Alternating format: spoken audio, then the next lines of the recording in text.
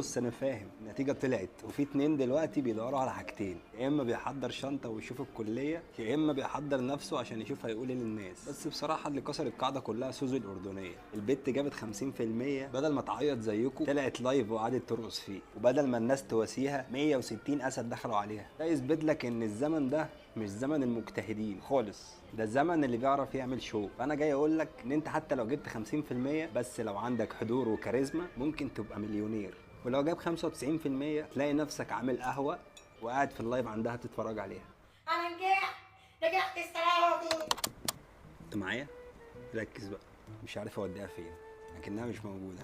نتيجة الثانوية العامة بقى لها يومين ظاهرة، فأنا مش جاي أقول لك شد حيلك، ولا جاي بقى أقول لك الجملة المحفوظة العبرة مش بالمجموع. أنا جاي أقول لك كلمتين: حكاية بتبدأ من 66% ولسه للأسف ما فيهاش أي نهاية سعيدة، بس فيها ضحك وشوية لخبطة كده ونوش كفيلة تخليني إن أنا أكمل. أنا يوم النتيجة لقيت امي بتقول لي الحمد لله اللي انت ما سقطتش، ولقيت ابويا جاي يقول لي يا ابني دي مش نتيجه، ده خصم معمول في كوكو عند ايه.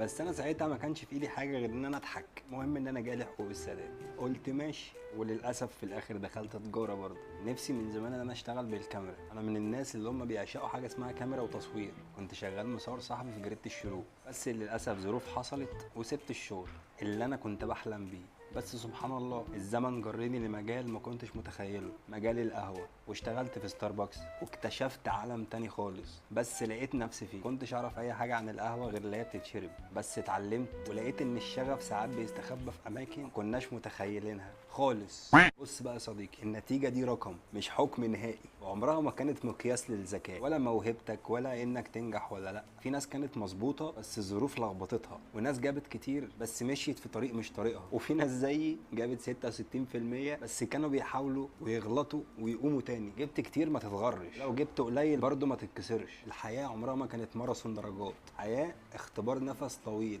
انا كنت فاكر نفسي فشلت والله من بعد 66%، بس اللي حصل ان دي كانت اول خطوة في طريق الحقيقي. المهم ان انت ما تقفش، ما تسيبش ورقه مستقبلك فاضيه، اوعى تخلي المجموع بتاعك يسرق منك شغفك. كمل، النتيجه مش نهايه، دي مجرد بدايه ليك. بس بقى البدايه الحقيقيه لما تقول لنفسك انا ممكن افشل بس مستحيل استسلم. ابدأ وجرب حتى لو الطريق مش واضح ليك، بس امشي في الطريق علشان مفيش حد هينجحك قد ما انت تبقى مؤمن بنفسك. افتكر دايما ان اللي جاب 99% ده ممكن يدور على شغلانه عندك بعدين. سلام.